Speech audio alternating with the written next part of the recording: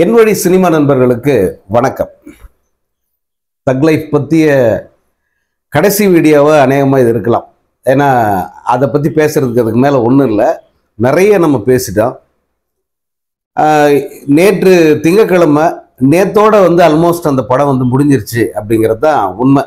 நான் இதுக்கு முந்தின வீடியோவில் சொல்லியிருந்தேன், தமிழகம் மற்றும் சுற்றுப்புற மாநிலங்கள் அல்லது இந்தியா முழுக்க இந்த படத்துக்கு அந்த முன்பதிவோ அல்லது மக்களுடைய ஆர்வமோ எதிர்பார்த்த அளவுக்கு இல்லாமல் போயிடுச்சு. முதல் நாளே அந்த படம் விழுந்துருச்சு இல்லையா.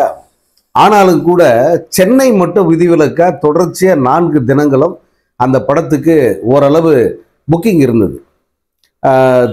திங்கக்கிழமை அதாவது ஞாயிற்றுக்கிழமை வரை தொடர்ச்சியாக 4 நாட்களும் சராசரியாக ஒரு 40-50% புக்கிங் அந்த படத்துக்கு இருந்தது. அது பெரிய விஷயம் தான். ஏன்னா இவ்வளோ நெகட்டிவான விமர்சனங்கள் வந்த பிறகும் அந்த மாதிரி ஒரு புக்கிங் நடக்கிறது பெரிய விஷயம்.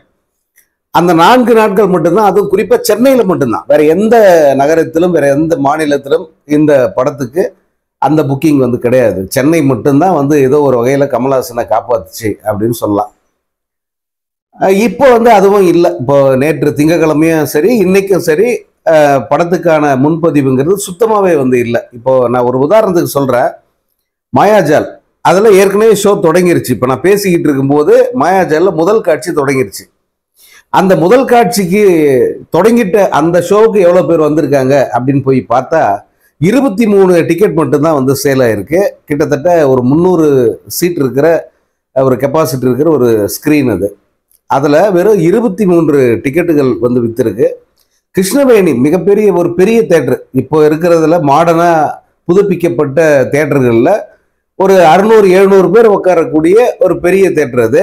அந்த திரையரங்கில் கரெக்டாக 41 டிக்கெட் வித்திருக்கு ஏற்கனவே தொடங்கின காட்சிக்கு. ஸோ இதுதான் தக் லைஃபுக்கு சென்னையில் ரெஸ்பான்ஸ். அப்போ அதோட ரிசல்ட் என்னன்னு உங்களுக்கு தெரியும். ஸோ தக் லைஃப்ங்கிறது முடிவுக்கு வந்துருச்சு, அது முடிஞ்சு போச்சு. இனி அந்த படத்தோட பாக்ஸ் ஆஃபீஸ் என்ன கலெக்ஷன் இதை பேசுறது வேஸ்ட். இது படத்தோட எவ்வளோ நஷ்டம் அப்படின்னு பார்த்தீங்கன்னா அது பெரிய அளவுக்கு வரும் அப்படின்னு சொல்லிட்டு எல்லாருமே சொல்றாங்க.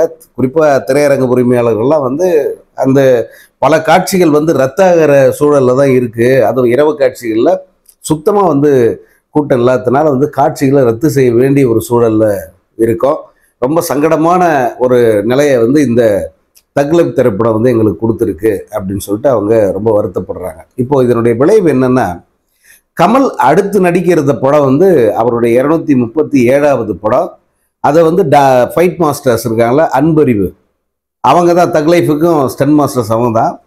அவங்க இயக்கத்தில் அந்த படம் உருவாகி இருந்தது. ப்ரொடியூசர் கமல்ஹாசன் தான், ராஜ்கமல் ஃபிலிம்ஸ் பேனரில் தான் அது பண்ணுறதா இருந்தாங்க. இப்போ அதனுடைய படப்பிடிப்பு கொஞ்சம் தள்ளி போகிறதா இப்போ தகவல் வந்திருக்கு. காரணம் இந்த தக் லைஃபோட மோசமான அந்த ரிசல்ட்டு. அதே போல் கமல்ஹாசன் இப்போ அவர் எம்பியாக தேர்வு செய்யப்பட்டிருக்காரு. அவருடைய வேட்புமனு ஏற்றுக்கிட்டாலே அவர் ஆட்டோமேட்டிக்காக எம்பி ஆகிடுறாரு, எம்பி ஆகிட்டாரு. அப்படி எம்பி ஆகிட்டதுனால அந்த ப்ராசஸ் இருக்கு இல்லையா, அவர் பார்லிமெண்ட் போகிறது இதெல்லாம் இருக்கும்.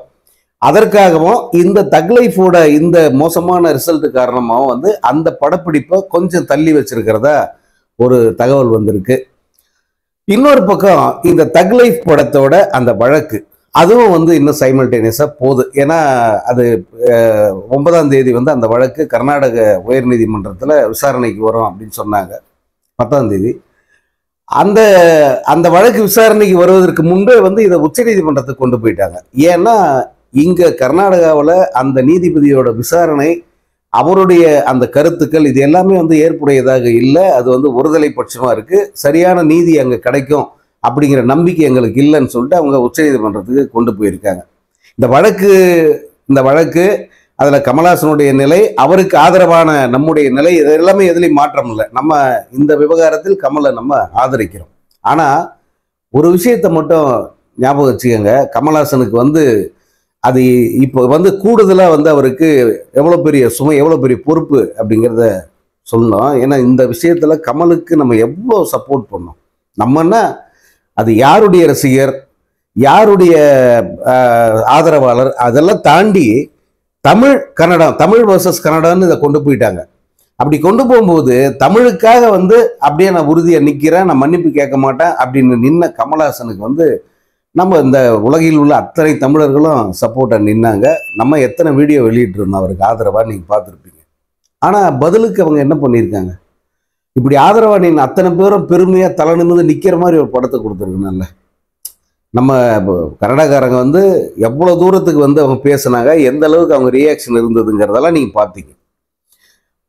பரவாயில்லடா, உங்கள் ஊரில் எங்கள் படம் ரிலீஸ் ஆகலனாலே எனக்கு அதை பற்றி கவலை இல்லை, உனக்கு தேவைன்னா தமிழ்நாட்டிலேருந்து படம் பார்த்துக்கடா அப்படின்னு சொல்லிட்டு இவர் வந்து படத்தை அங்கே ரிலீஸ் பண்ணல. அது நமக்கு பெருமையாக இருந்தது, பரவாயில்லன்ட்டு. ஆனால் ரிலீஸ் ஆன படம் எப்படி இருந்தது, நம்மெல்லாம் வெட்கி தலையை குனிகிற மாதிரி ஆகிப்போச்சு. அவன் இப்போ வந்து கொக்கரிக்கிறான், இந்த படத்துக்காடா இவ்வளோ சண்டை போட்டீங்க, இந்த படம் எங்கள் ஊரில் ரிலீஸ் ஆகாது, நல்லதாக போச்சு அப்படிங்கிற மாதிரி வந்து அவன் நிலைப்பாடு எடுத்துட்டான். இந்த பக்கம் பார்த்தீங்கன்னா நம்ம ஆதரவாளின் அவ்வளோ பேருமே வந்து ரொம்ப வெக்கப்படுற மாதிரி ஆயிடுச்சு. என்னடா இது இப்படி ஆகி போச்சு, அதாவது தர்ம சங்கடமான நிலைன்றான்ல, அந்த நிலைக்கு நம்ம எல்லாரையும் வந்து அந்த படம் தள்ளிடுச்சு. அதுதான் உண்மை.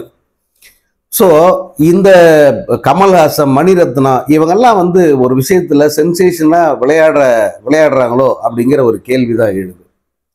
மக்கள் நம்ம எந்த அளவுக்கு வந்து எதிர்பார்க்குறாங்க நம்மக்கிட்ட அப்படிங்கிறது கமலுக்கும் தெரியும், மணிரத்னுக்கும் தெரியும். ரெண்டு பேரையுமே வந்து நம்ம சாதாரணமாக நினைக்கல, ரெண்டு பேருமே பெரிய ஜாம்பவான்களாக வச்சுருக்கோம். அவங்க கிட்டேருந்து நிச்சயமாக ஒரு குவாலிட்டியான ப்ராடக்ட் தான் வரும் அப்படிங்கிறத நம்ம உறுதியாக நம்புகிறோம். அப்படி நம்புறதுனால தான் நம்ம இவ்வளோ தூரத்துக்கு வந்து ஸ்டபனாக வந்து அவங்கள பேக் பண்ணுறோம். ஆனால் அவங்களுக்கு அந்த உணர்வு இருக்கா அப்படிங்கிற ஒரு கேள்வி தான் நமக்கு வந்து வருது. அந்த உணர்வு இருந்தால் எவ்வளோ பொறுப்பாக, எவ்வளோ நீட்டான ஒரு என்டர்டெயின்மெண்ட் படத்தை கொடுத்துருக்கணும். பட் அதை அவங்க செய்யவே இல்லை. இப்போ இன்னொரு டாக் என்னன்னா, படம் வந்து தியேட்டரில் தான் இந்த மாதிரி ஆயிடுச்சு, ஆனால் ஓடிடியில் வரும்போது இந்த படத்துக்கு பெரிய வரவேற்பு இருக்கும் அப்படின்னு வந்து சிலர் திரும்ப வந்து முட்டு கொடுக்கறத பார்க்க முடியுது. அது ஓடிடியாக இருந்தால் என்ன, டெலிவிஷனில் வந்தால் என்ன, கண்டென்ட் எப்படி இருக்குது அப்படிங்கிறத பொறுத்து தான். இந்த கண்டென்ட்டை வந்து ஓடிடி, டெலிவிஷன் எதில் வந்தாலும் வந்து இது ரிஜெக்ட் ஆகிற கண்டென்ட். இப்போது லால் சலாம் படம் திரையில் பெருசாக போகல, அது ஓடிடியை வந்து ஓடிடியில் யாருமே வாங்கி ரிலீஸ் பண்ண மாட்டேன்றாங்க அப்படியெல்லாம் வந்து விமர்சனம் வந்தது. ஓடிடியில் படம் ரிலீஸ் ஆச்சு 2 நாள் முன்னே, பக்ரீத்துக்கு பொருத்தமான படமாக வந்திருக்கு அப்படின்னு சொல்லிட்டு பாசிட்டிவாக அந்த படத்துக்கு பல விமர்சனங்கள் வந்தது. நிறைய நீங்கள் அதாவது ஃப்ளட்டட் ரிவ்யூஸ்ன்னுவாங்கல்ல, அது போல் அந்த விமர்சனம் ஒரு வெள்ளம் மாதிரி அப்படி வந்துக்கிட்டே இருக்கு. படம் நல்லா இருக்குது, இந்த படம் ஏன் சரியாக போகாமல் போயிடுச்சு அப்படிங்கிற மாதிரிலாம் வந்து கேள்வி எழுப்புறாங்க. காரணம் வந்து அந்த ஸ்கிரிப்டில் அவங்க எடுத்தது அல்லது அந்த எடிட்டிங்கு இந்த சொதப்பெல்லாம் நிறைய இருந்துச்சு தேட்டரில். ஆனால் இப்போ அதெல்லாம் சரி பண்ணி, அந்த குறைகள்லாம் சரி பண்ணி அவங்க ஒரு படமாக அதை ரிலீஸ் பண்ணும்போது வந்து ஒரு கான்செப்டாக, ஒரு கண்டென்ட்டாக வந்து இது நல்ல ஒரு கண்டென்ட்டு, சமூகத்துக்கு இன்னைக்கு தேவையான கருத்துக்களை வந்து இந்த படத்தில் சொல்லியிருக்காங்க அப்படின்னு எல்லாரும் பாராட்டுறாங்க. இப்போ இந்த படம் தக் லைஃப் வந்து ஓடிடி வந்துச்சுன்னா அப்படி பாராட்டுறதுக்கு என்ன இருக்குது? இல்லை அது திரும்ப வந்து ரீஎடிட் பண்ணி வேற ஏதாவது த்ரிஷா சீன்லாம் கட் பண்ணி தூக்கி போட்டால் வந்து கொடுக்க போகிறாங்க. அதே காட்சிகள் அதே படம் தான் வந்து ஓடிடிலையும் வரப்போகுது. அப்படி வரும்போது எப்படி பாராட்டு கிடைக்கும், ஜனங்க எப்படி பாராட்டுவாங்கன்னு எதிர்பார்க்குறாங்க, எனக்கு ஒன்றும் புரியல. ஆனால் ஒரு சாரார் வந்து இதை பண்ணிக்கிட்டு இருக்காங்க.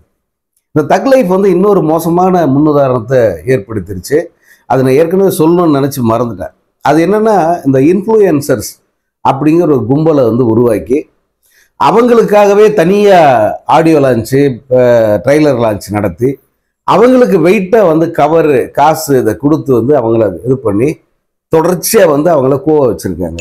இப்போ நீங்கள் சமூக வலைதளங்களை பார்த்தீங்கன்னா இந்த இன்ஃப்ளூயன்சர்ஸ் அப்படிங்கிற பேரில் இவர்களுடைய அந்த விமர்சனங்கள், இவர்களுடைய பார்வை, இந்த படம் குறித்து இவர்கள் பரப்புகிற செய்திகளை பார்த்தீங்கன்னா தனியாக தெரியும். ஆஹோ, வெயிட்டாக கவர் வாங்கிட்டான் பொழுதுடா, வெயிட்டாக கவனிச்சிட்டாங்க பொழுது, கொடுத்த காசுக்கு மேலே கூவுறாண்டா அப்படின்னு சொல்கிற அளவுக்கு தான் அவர்கள் வந்து அவங்களுடைய விமர்சன பார்வை வைக்கிறாங்க. இப்போ இது தக் லைஃப்ங்கிற ஒரு பெரிய படம், கமல்ஹாசன் பெரிய ப்ரொடியூசர், கையில் நிறைய காசு வச்சிருக்காரு, இன்னொன்று செலவு பண்ண தயங்காத ஒரு ப்ரொடியூசர் தான் அவர். கமல்ஹாசனை பொறுத்த வரைக்கும் அவர் மேலே நீங்கள் எந்த குற்றச்சாட்டு வச்சாலும் நான் ஒன்றை மட்டும் வன்மையாக மறுப்பேன். ஏன்னா செலவுக்கு அஞ்சுற ஆள் கிடையாது அவர், சிக்கனம் பிடிக்கிறதுல அப்படியெல்லாம் ஒன்றும் கிடையாது, தேவைன்னா செலவு பண்ணக்கூடிய. இப்போ இந்த இன்ஃப்ளூயன்சஸ் மீட்டுக்கு ஒவ்வொருத்தருக்கும் வந்து அவங்களுடைய ரேஞ்சுக்கு ஏற்ற மாதிரி வந்து காசு அள்ளி விட்டுருக்காங்க. 400 பேருக்கு மேலே கலந்துக்கிட்டு தான் சொல்கிறாங்க. இவங்க எல்லாருக்குமே காசு கொடுத்துருக்காங்க. இவங்க அவ்வளோ பேரும் வந்து அதில் கூவுறதை நீங்கள் பார்க்கலாம். இப்போ இந்த இன்ஃப்ளூயன்சர்ஸ் ஆகிறதுக்கு ஒரு கூட்டம் வந்து ரெடி ஆகிட்டு இருக்கு. நம்மளும் வந்து இந்த ஜோதியில் ஐக்கியமாயிருந்தா அப்படின்னு சொல்லிட்டு இப்போ கமல் படத்துக்கு அது ஓகே, அவர் வசதியானவர். மற்ற படங்கள்ல இப்போ என்ன ஆகும்? இவங்க எல்லாரும் இப்போ என்ன மாதிரி நெருக்கடி கொடுப்பாங்க? இந்த படத்துக்கு கவனிச்சுட்டாங்க, இந்த படத்துக்கு காசு வாங்கி பழகிட்டாங்க, வெயிட்டா வந்து சம்பாதிச்சிட்டாங்க. அடுத்து ஒரு படம் வருது, அவங்க இன்ஃப்ளூயன்சர்ஸை கண்டுக்க மாட்டாங்க அல்லது கவனிக்காம விட்டுறாங்கன்னே வச்சுக்கோங்களேன். இப்போ இந்த கூட்டம் என்ன பண்ணும்? வேணும்னே வந்து இதை வந்து ரவுண்டு கட்டி அடிக்கும் அந்த படத்தை. அது எப்படியாவது காலி பண்ற, அது என்ன வேலை இருக்கோ அது எல்லாத்தையுமே வந்து அவங்க பார்ப்பாங்க. ஸோ ஒரு தவறான ஒரு பழக்கம், தவறான முன்னுதாரணத்தை வந்து கமலஹாசனும் இந்த படக்குழுவும் ஏற்படுத்திட்டாங்களோ அப்படிங்கிற ஒரு எண்ணம் வந்து தவிர்க்க முடியல. இனி வரும் காலங்களில் வந்து இது பெரிய அளவுக்கு படங்களை பாதிக்கிறதுக்கு வாய்ப்பு இருக்கு. ஏன்னா இவங்கெல்லாம் மனசாட்சியே இல்லாத போயிலுங்க. இந்த இன்ஃப்ளூயன்ஸ்ன்ற பேர்ல இவங்க இப்போ பண்ணிக்கிட்டு இருக்கிறதெல்லாம் மனசாட்சி இல்லாம பண்ற வேலை. லியோவுக்கு பண்ணாங்க, அதுக்கு அடுத்து கோட்டுக்கும் அதே மாதிரி தான் பண்ணாங்க. இப்போ வந்து இந்த தக் லைஃபுக்கு வந்து அதே பண்றாங்க. பாருங்க, இந்த 3 படங்களுமே வந்து வேஸ்ட், குப்பைன்னு சொல்லக்கூடிய படங்கள். இந்த குப்பையை தான் தூக்கி வச்சுட்டு அவன் கொண்டாடுறான். நல்ல படம் வரும்போது அதை அடிக்கிறான். நல்ல படத்தை வந்து ஓட விடாம பண்றது என்னென்ன வேலை இருக்கோ எல்லாத்தையும் நான் பண்ணுவேன் அப்படின்னு சொல்லிட்டு நிற்கிறாங்க. ஸோ இந்த தக் லைஃப்ன்ற ஒரு படம் திரையுலகிலும் சரி, சோசியல் மீடியாவிலும் சரி, நெகட்டிவான எதிர்மறையான பல விளைவுகளை வந்து ஏற்படுத்தியிருக்கு. இந்த மாதிரியான அந்த முன்னுதாரணங்கள் வந்து இன்னும் என்ன மாதிரி ஆபத்துகளை கொண்டு வருமோ அப்படிங்கிற ஒரு அச்சம் எழுந்திருக்கு.